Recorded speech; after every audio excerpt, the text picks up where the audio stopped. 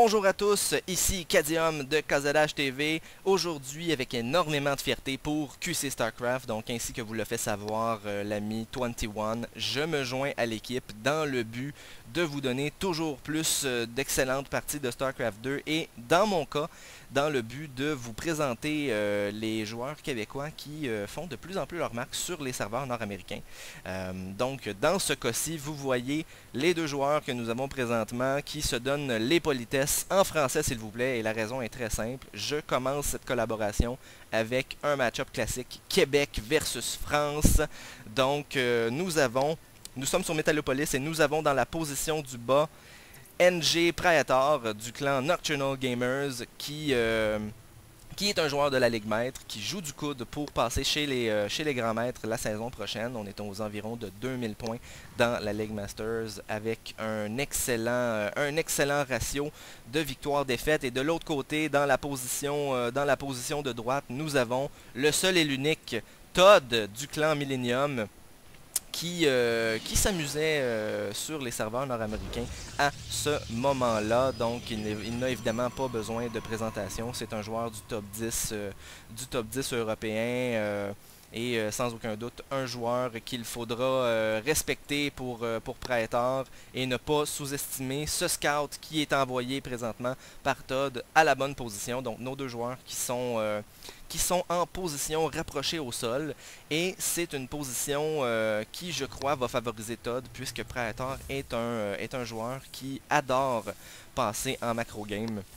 Donc je suis curieux de voir s'il va changer son style de jeu cette fois, peut-être pour poser une deuxième baraque très rapidement, quoiqu'il accumule énormément de ressources, donc ça me surprendrait un peu. Du côté de Todd, il n'y a rien de spécial pour l'instant, on a eu le classique Gateway Gaz Cybercore, donc rien de spécial à voir à ce niveau. On fait un upgrade à l'Orbital Command, le premier Marine qui sort qui va deny ce scout de façon tout à fait pertinente, et le voici, le Command Center qui est posé par Praetor, et c'est un Command Center assez basé dans l'optique où je suis curieux de savoir, je pense qu'il n'a pas scouté. Effectivement, Praetor qui a One Rax Expand in the Dark, donc sans savoir la position de son adversaire. Et espérons que ça ne lui coûtera pas trop cher parce qu'il y a déjà un Proxy Pylon ici de poser par Todd. Et je suis curieux de voir, on va sans aucun doute avoir des gates supplémentaires et avoir de l'agression très rapide. Surtout si je me fie à ce Stalker, ce premier Stalker qui est chrono boosté et qui va probablement tenter d'aller faire du dégât. Déjà un rally point directement à l'entrée du natural de Praetor, qui sagement pose un bunker, qui est toujours pertinent là, quand on décide d'aller pour un command center extrêmement rapide. C'est très important de bien défendre sa choke. Praetor qui a fait son follow-up avec deux baraques supplémentaires, ce qui va se révéler être un excellent choix. Puisqu'on a de l'autre côté, il y a 3 gates supplémentaires qui ont été posés par Todd. C'est donc un 4 gate.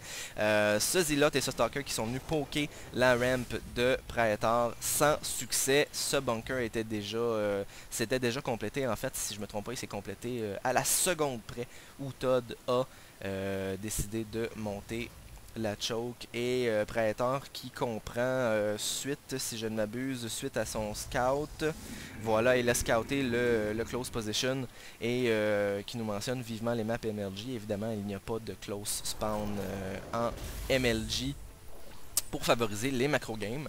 Nous avons Praetor qui est passé en mode je pompe énormément de Marine, je pompe énormément de SCV effectivement avec ses deux Orbital Command. Il va se faire une économie béton. D'ailleurs, regardons, les deux joueurs qui sont encore égales pour l'instant, c'est les mules qui font la différence, mais Warpgate qui est complété, c'est Warpgate qui sont en train de se former, et nous allons sans aucun doute voir, voilà, des Zealots Warp. Il n'y a qu'un gaz, donc c'est vraiment un 4-gate à base de Zealot. Il n'y aura pas énormément de Sentry, donc pour l'instant on a 5 Zealot et 2 Stalkers. Va probablement attendre un autre round, un round supplémentaire d'unité, probablement pour avoir plus de Stalkers cette fois.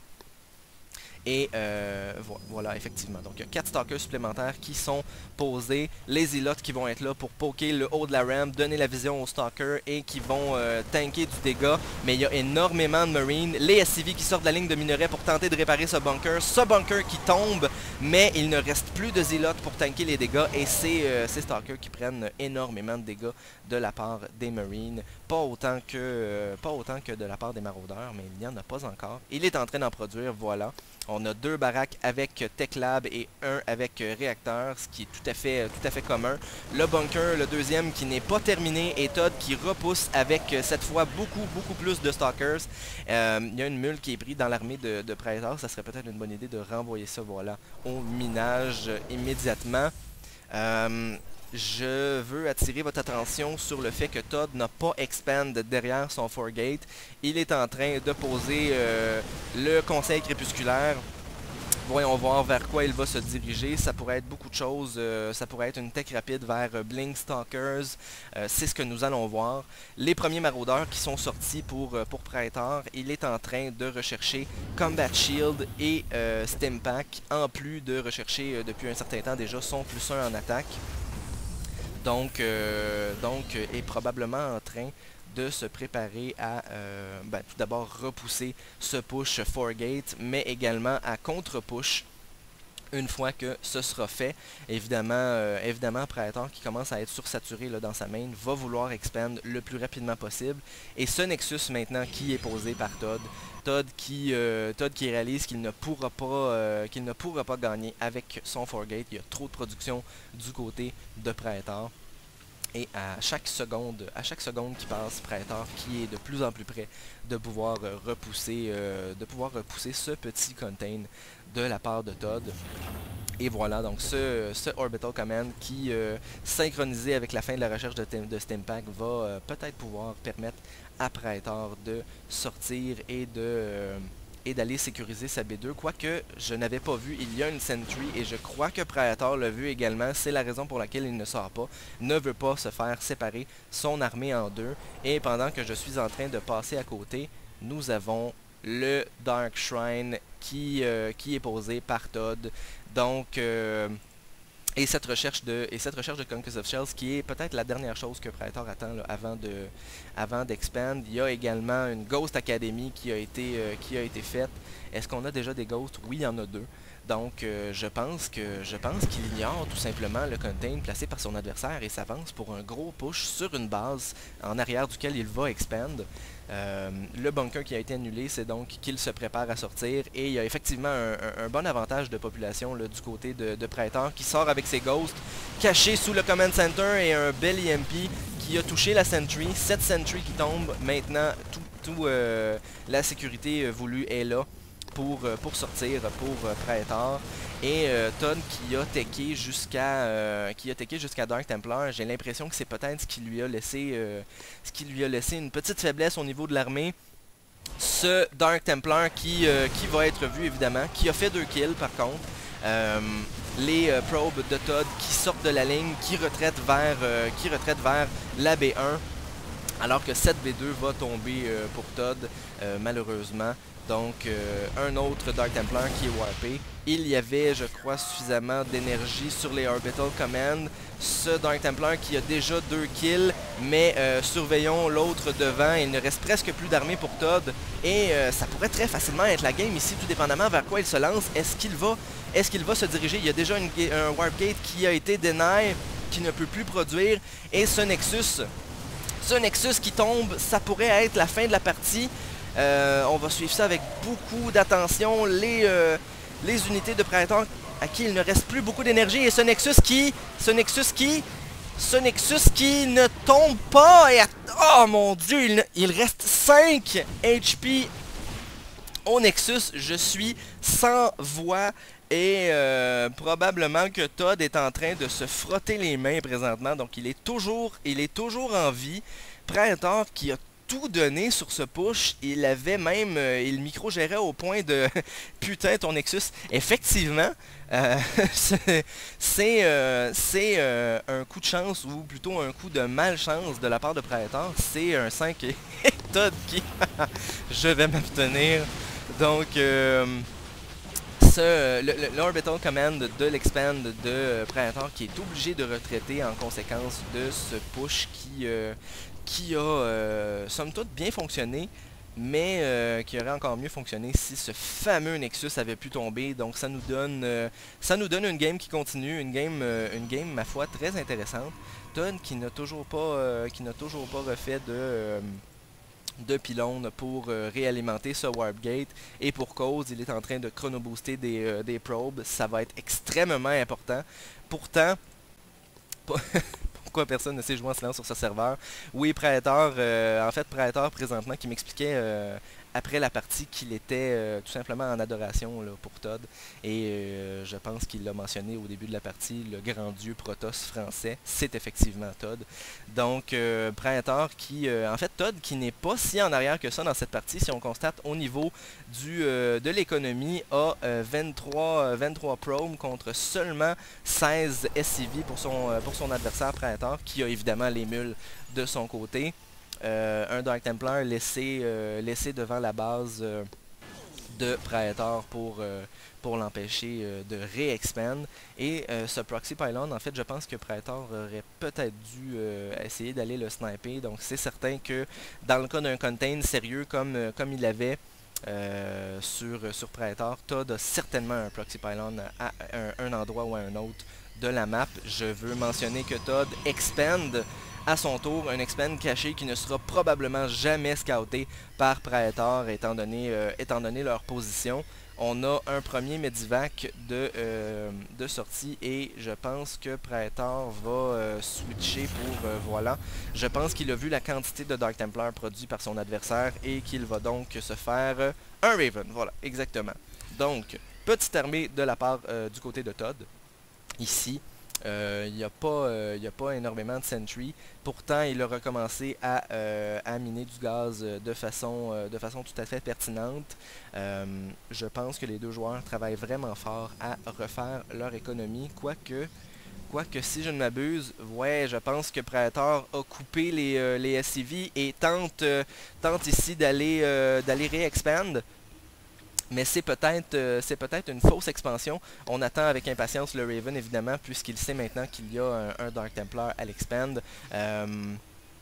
Je pense que Praetor sent qu'il est très très en arrière et qu'il devra causer du dégât, si ce n'est pas gagner la game avec ce push.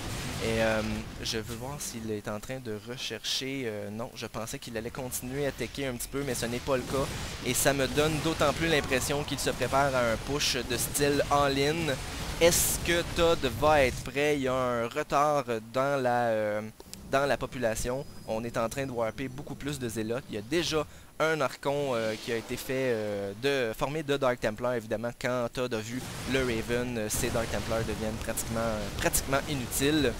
Todd qui force field sa ram peut-être un petit peu tôt, veut essayer de gagner du temps pour produire le plus d'unités possible.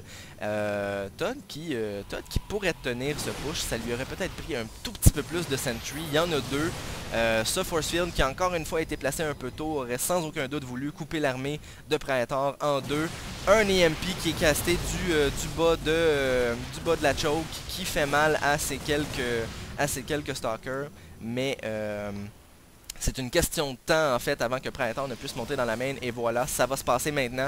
C'est maintenant ou jamais. Todd qui recule pour se mettre en position, et l'armée qui engage, les probes qui sortent de la ligne de minerai, mais ces unités de Todd qui fondent comme neige au soleil, et prenons ça comme... bon, je vais m'abstenir. Je vais m'abstenir. C'est le GG de la part de Todd.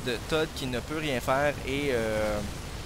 Praetor qui donne du crédit à Todd, qui est un de ses joueurs préférés et un des miens également. Donc voilà, j'espère que vous avez apprécié cette partie. Je vais mettre le lien du stream de Praetor en commentaire de cette vidéo, puisqu'il joue à toute heure du jour et de la nuit. C'est extrêmement simple de le suivre si vous êtes, que vous soyez québécois ou français, suisse, belge. Vous êtes les bienvenus, évidemment. Entre autres choses, qu'est-ce que je veux vous mentionner également? Oui, je vais probablement faire une collaboration avec Praetor très prochainement pour caster une autre de ses tactiques qu'il utilise beaucoup, surtout sur Metalopolis, et qui n'est pas, qui se fait sur beaucoup de bases. Donc, comme je vous disais, c'est un joueur habituellement très macro. Qui a dû cette fois sortir le jeu sur une base, mais qui a été successful. Donc, merci à tous d'avoir été là. Je vous demande, s'il vous plaît, de commenter sur cette vidéo. Donnez-moi une idée de si vous avez apprécié cette petite partie. Et je vous reviens très bientôt avec d'autres joueurs québécois. Et non des moindres, je vous réserve la surprise. Donc voilà, c'était Cadium pour QC StarCraft. À bientôt!